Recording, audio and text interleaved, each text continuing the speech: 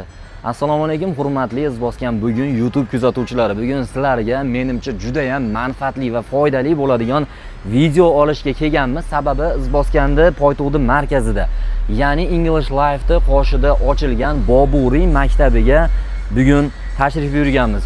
Boburiy maktabi asoschilaridan, ya'ni ish yurituvchilaridan bugun sizlarga to'liq ma'lumot beramiz. Xudo xolasa aka, assalomu alaykum. Yaxshimisiz? Charchamasdan sizmisiz? Rahmat. Boburiy maktabini avvalo ochilishi sizlarga xudo xolasa qutlug' bo'lsin. Bu yo'nalish avvalo farzandlarni izbosgan, umumiy O'zbekiston farzandlarini ilmga yo'naltirish maqsadida ochilgani juda ham xursand qildi. Sababi ilmsiz dunyoga chiqish juda ham qiyin holat bo'ladi. Ilm bilan xudo xolasa O'zbekistonda rivojlanishiga, darajasi ko'tarilishiga, butun dunyo tanishiga sabab bo'lishiga xizmat qiladigan joylardan bo'lishi xudo xolasa nasib qilsin. Aka, bir qator manzilni tushuntirdik. Endi ichkarida siz bilan umumiy bizni kuzatuvchilar ko'pchilik Rossiyadan, boshqa chet davlatlardan kuzatib, oilalariga qaysi maktabni tavsiyasini berishni bilmayotgan bo'lishi mumkin. Shunga ichkari atmosferalar, undan tashqari qanaqa qabul jarayonlari, qachon, narxlar, nech pul, qanday o'quv yo'naltirilgan, shular haqida bir to'liq ma'lumot bersak, nima deysiz? Xo'p, ungacha biz sizga Telegram kanalimizda lokatsiyani biriktirib qo'yamiz. Pastda bog'lanish uchun nomerlar qoldiramiz.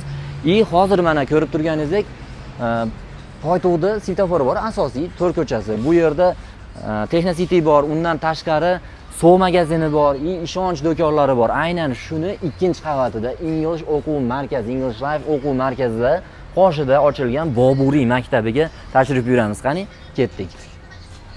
Boburiy maktabiga kirib kelishingizda mana ko'rib turganingizdek Welcome to the future, ya'ni men ham ozgina borganman, menimcha orzularga qarab xush kelibsiz, menimcha kelajakka orzularga. Ko'rib turganingizdek bu yer umumiy o'zi ingliz tiliga uyg'unlashgani uchun kirishingizga mana English Life bu yerda birato'la aytib ketaylik, ingliz tilini o'rgatishga moslangan o'quv kurslari ham bor bu yerda. O'quv markazimiz ham bor, ingliz tili ixtisoslashgan. Asosiysi bu yerda Boburiy maktabi nimaga ixtisoslashgan? Hop aka, o'quv maktabimiz ingliz tili bilan matematika fanlariga chuqurlashtirib o'qitamiz. Ingliz shu fanlarga ixtisoslashgan maktab bo'ladi. Bobur maktabi ko'rib turganingizdek eng asosiysi ingliz tiliga hamda matematikaga yo'naltirilgan. Undan tashqari o'zi 1-sinfdan 11-sinfgacha o'tadigan fanlar chuqurlashtirib o'rgatiladi. Maktabda o'tiladigan hamma fanlar o'qitiladi.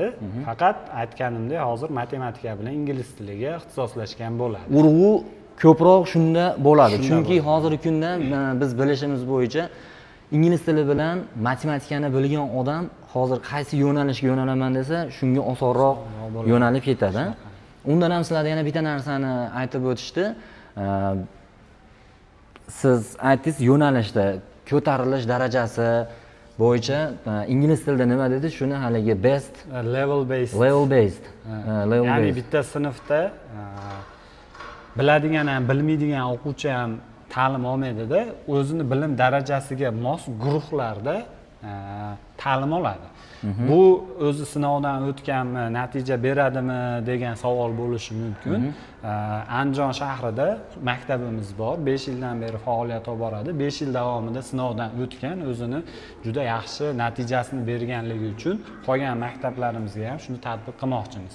Ya'ni o'quvchilar 9-sinf bo'lishi mumkin, lekin bilim darajasi 11-sinf o'quvchilariniki bilan bir xil bo'ladigan bo'lsa, ular 11-sinf o'quvchilari bilan birgalikda ingliz tilini o'rganish mumkin bo'ladi. Demak, o'ziga yoshiga nisbatan oldinroqda yurish imkoniyati bor. Keyin bilim darajasi qaysi nimaga mos keladigan bo'lsa, shunda u yosh chegarasiga qaramasdan bilim darajasiga qarab ta'lim olishi mumkin. Maktabini hozir meni tushuncham bo'yicha sinfini o'zgartirish imkoniyati bor bunda. Yo'q, sinfi 9-sinf bo'lib turaveradi. Ingliz tilidan sertifikat olish kerak, shunaqa narsalari bor. Lekin qolgan sinfdoshlari orqada qolayotgan bo'lsa, masalan, bilim darajasi 11-sinfga yetib borganda sertifikatga yetarli bo'lishi mumkin. Lekin yaxshi o'qiydigan o'quvchi, yaxshi harakati bor o'quvchi 9-sinfda ham yoki 10-sinfda ham o'sha sertifikatni olishi mumkin. Shuning uchun u o'zidan yuqoriroq o'quvchi, yoshi kattaroq bo'lsa ham bilim darajasi teng bo'lgan o'quvchilar bilan ta'lim olishi mumkin bo'ladi. Yaxshi. Endi bundan tashqari bu yerda oziq-ovqat masalasi kelgandan keyin qulayligini ko'rdik. Mana umumiy Izboskan tumani markazdaligi uchun har tomondan kelishga qulay ekan. Endi oziq-ovqat masalasi, bolajonlar bir kunda bu yerda qanday issiq bilan taomlanishadimi? Ha, o'quvchilarimiz hammasi bir mahal issiq ovqat bilan ta'minlanadi. Ovqatlarimiz bemalol aytishimiz mumkin. Shu sifat darajasi bo'yicha bemalol talabga javob beradigan darajada bo'ladi. O'quv kunlari-chi, dushanbadan jumagachami yoki darslarimiz dushanbadan jumagacha bo'ladi. Boshlang'ich sinflarimiz uchun, ya'ni 1-4 sinflar uchun 8:30 dan 4:30 gacha bo'ladi. 5-11 sinf o'quvchilari uchun soat 8 dan 2 gacha bo'ladi. Undan keyin ixtiyoriy to'garaklarga qatnash imkoniyati yaratiladi. Endi hammaga qiziq bo'lgan ma'lumotlardan biri narx masalasi. Narx 1-sinfdan 11-sinfgadir tafovut bo'ladimi yoki bir xilda bo'ladimi? Shu haqda ma'lumot. 1-sinfdan 11-sinfgacha narxlarimiz bir xil bo'ladi. Unaqa sinfga qarab o'zgarmaydi. Nech pul narxi? Narximiz 1,5 million so'm. Tuman holatini hisobga olganda belgilangan. O'rta narx qilib belgilangan. O'rta narx qilib belgilangan. Endi yana bitta savollardan biri, bu yerda ko'rib turganimizdek hozir ingliz tili yoki boshqa fanlar bo'yicha dars jarayonlari bo'lib o'tyapti. Bu o'quv sinflari, ya'ni 1-sinfdan 4-sinfga yoki 11-sinfga bo'lgan bolalarga bir-biriga xalaqit bermaydimi? Dars jarayonlari boshqa xonalarda, boshqa atmosferalarda bo'ladimi shu xonalar?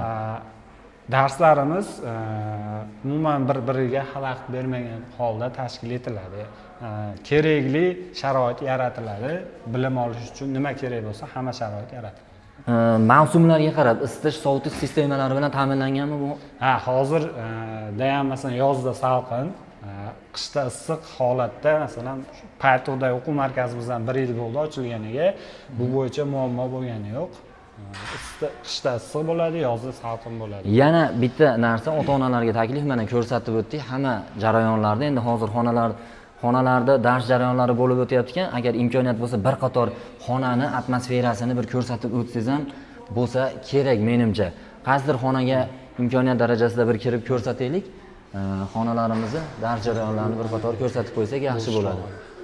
Sizga yana bitta ungacha bo'lgan bitta savollarimizdan biri, mana umumiy maktablar ko'p va hamma maktabdan bilim berish maqsadida ochilgan bo'ladi. U xoh davlatniki bo'lsin, xoh u xususiy maktab bo'lsin.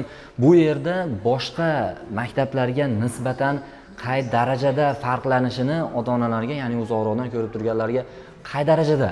Shuni bizda masalan bu holat mana natijalarimizga erishganmiz yoki bu holat bizga oson bo'ladi.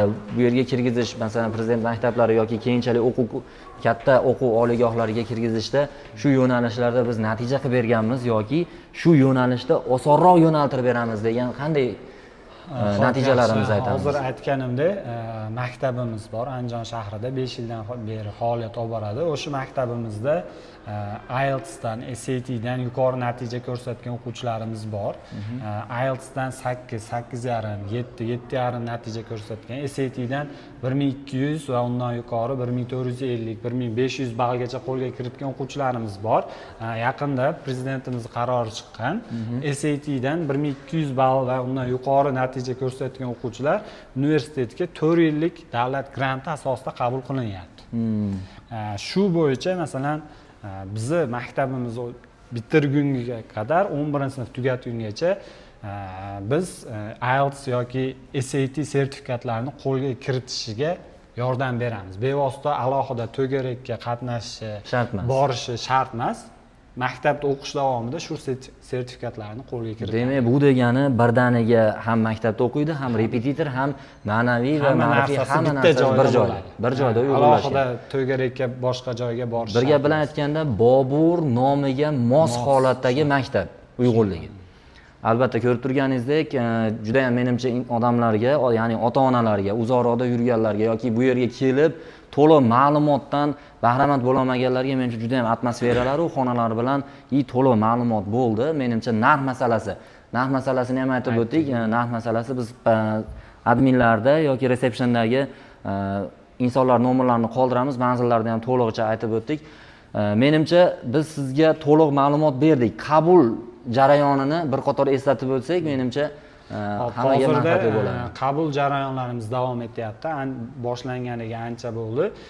Joylarimiz ham deyarli to'ldi. 70% ga to'ldi. Sentyabr oyigacha qabullarimiz davom etadi. Bemalol kelib yozishingiz haftani dushanbadan shanbaga qadar kelib ariza topshirishi mumkin. Ertalab 9 dan kechki 6 gacha kelib yozilishlari. Xo'p, onlayn gaplashmoqchi bo'lganlar uchun Instagram, Telegram kanallarimiz bor, bemalol aloqaga chiqsa bo'ladi. Telegramlarimizni beramiz, bemalol aloqaga chiqsa bo'ladi. Ko'rib turganingizdek, bir gap bilan aytganda, Bobur maktabi o'zini nomiga mos, ya'ni Bobur nomiga mos holatda hamma shart-sharoitlar, undan tashqari lokatsiya, oziq-ovqat, narx masalasi, o'qituvchilarning saralanganligi, jamiki hamma narsasi menimcha sizga aynan farzandingizga mos keladigan holatda bo'lyapti. Undan tashqari eshitib turganingizdek, bu yerda maktabga berdingizmi bo'ldi. Repetitorga borishi yoki boshqa holatlar ma'naviy va ma'rifiy tomondan, ya'ni insonni axloq sifatidan ham yaxshi tarbiyaga ega bo'lishi, xuddi shu yerda jamlangan sifatlarini tavsiyasini berdik. Albatta, eng yaxshilarini tavsiyasini berib borishda davom etamiz. Podpisatsiya tugmasini bosib, bundan tashqari o'z fikrlaringizni izohlarda yozib qoldiring va yaqinlaringizga yuborib qo'ying. Farzandini qayerga berishni bilmay yurganlarga albatta aloqaga chiqing.